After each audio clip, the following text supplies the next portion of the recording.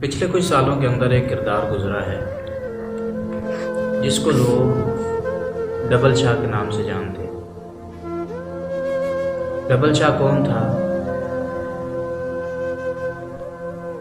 مختصر میں اس کا تعارف آپ کے سامنے کراتا چلوں۔ اصل نام تھا اس کا سید صبت الحسن شاہ، اور ایک سرکاری اسکول کے اندر وہ ٹیچر تھا، اور ایک پروگرام اس نے شروع کیا بائنری، یعنی اس کے ذہن کے اندر ایک بات آئی لوگوں کا پیسہ ڈبل کرنا، جس وجہ سے اسے لوگ ڈبل شاہ کہنے لگے۔ وہ طریقہ کار کیا تھا؟ وہ ایک بندے سے اس نے 100 روپیہ لیا، اسے کہا کہ میں تجھے اگلے دن ڈبل کر کے دے دوں گا۔ اگلے دن اس نے اسے 200 دے دیا۔ اب اس بندے نے 18 ماہ کے اندر، 1.5 سال کے اندر، اس بندے نے 7 ارب روپیہ کمایا، 700 کروڑ روپیہ کمایا۔ اس کا طریقہ کار کیا تھا؟ ایک بندے سے وہ 100 لے رہا ہے، اسے 1 دن کا ٹائم دے رہا ہے، دوسرے سے 100 لے رہا ہے، اسے 2 دن کا ٹائم دے رہا ہے، تیسرے سے 100 لے رہا ہے، اسے ہفتے کا ٹائم دے رہا ہے، چوتھے سے لے رہا ہے، اسے 10 دن کا ٹائم دے رہا ہے۔ اب اگر وہ آپ سے 100 لیتا ہے تو آپ کو وہ اگلے دن ہی 200 دے دے گا، یعنی یہ اس کا 100 ملا لے گا جسے اس نے 3 دن کا ٹائم دیا ہے۔ اب آگے والے جو بندے ہیں ان سے اس نے 200 پکڑا ہوا ہے، ان سے یہ کیا کرے گا؟ ان کا 200 پکڑ کے جسے 3 دن کا ٹائم دیا تھا اسے دے دیتا۔ اس سسٹم کو کہا جاتا ہے بائنری، اور یہ فراڈ کی ایک قسم ہے۔ اس نے اسی طرح کرتے کرتے پہلے 1 دن، 10 دن، 20 دن، پھر مہینہ، اور پھر 2 مہینے تک اس نے مدت بڑھا دی۔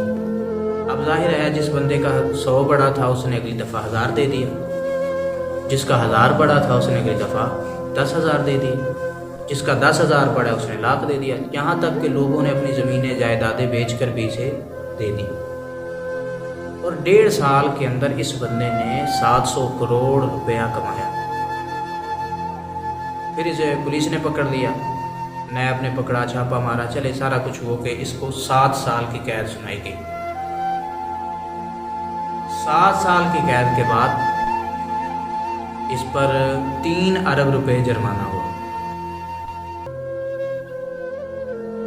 المختصر اس نے 7 سال کی قید کاٹی، جن میں سے 5 سال جو ہے اس نے قید کاٹی، 3 ارب روپے جرمانہ ادا کیا، اور آخر میں 4 ارب روپے لے کر یہ لاہور چلا گیا۔ لاہور جانے کے بعد اس نے کوٹھی بنوائی، کوٹھی بنوا کر، اور 1.5 سال کے اندر یہ بندہ فوت ہو گیا، یعنی رہا ہونے کے 1.5 سال کے اندر یہ بندہ کیا ہوا؟ یعنی جو اس نے فراڈ کیا، جو اس نے دھوکے دیے، سارا کچھ اس نے دنیا کی دولت کمانے کے لیے کیا، اور آخر میں وہ دنیا اسے بھی نصیب نہیں۔ یہ ویڈیو بیان ریکارڈ کرانے کا مقصد یہ ہے کہ جن لوگوں نے اسے پیسے دیے وہ ہم ہی لوگ تھے۔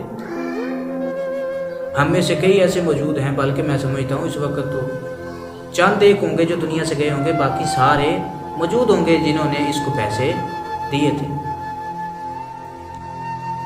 اب مسئلہ یہ ہے کہ جنہوں نے پیسے دیے ڈبل ہونے کے چکر میں، انہیں اس پر یقین تھا، اور یقین کے چکر میں انہوں نے وہ سارے پیسے اس کو دے دیے۔ لوگوں نے اپنی جائیدادیں، ساری زندگی کی جو جمع پونجی تھی وہ لٹا دی، صرف کس پر؟ یقین پر۔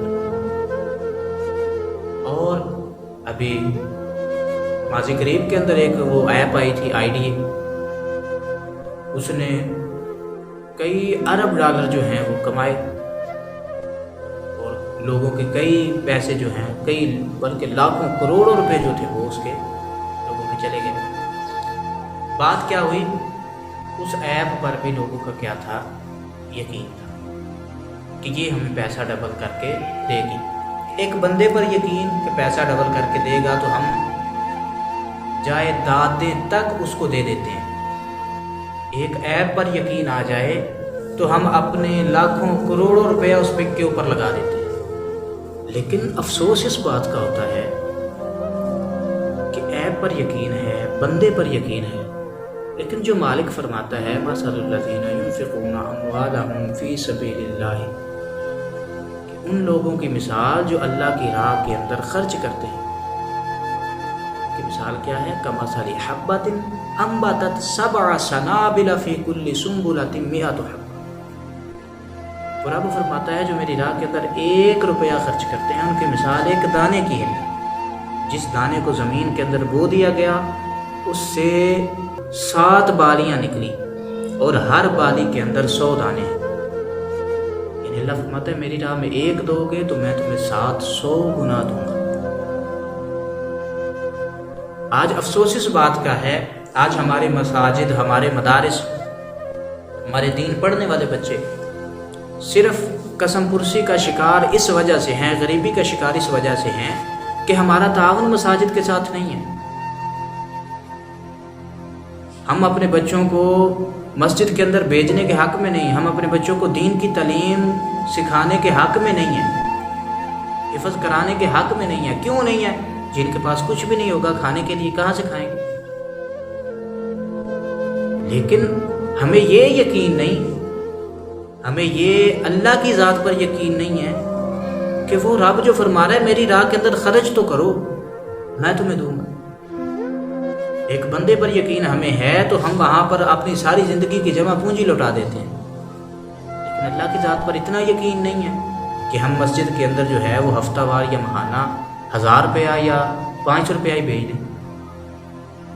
ہماری جیب سے پہلے تو نکلے گا ہی نہیں، اگر نکلا بھی تو زیادہ سے زیادہ 10 روپے، اور اس کوئی بڑا مار کا مارے گا تو وہ 100 روپیہ جو ہے وہ مسجد کے اندر بھیج دے۔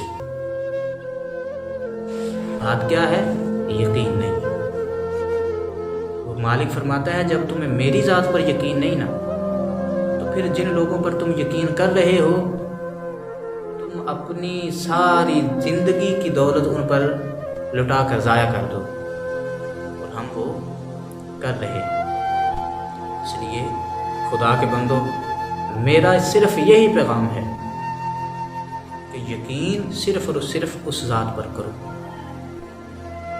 جس کی بات کے اندر کسی قسم کا شک کرنا بھی کفر ہو جاتا ہے۔ جب وہ فرما رہا ہے کہ میں کروں گا تو وہ عطا کرے۔ اس لیے دنیا پر یقین نہیں ہونا چاہیے بلکہ دنیا بنانے والے پر یقین ہونا چاہیے۔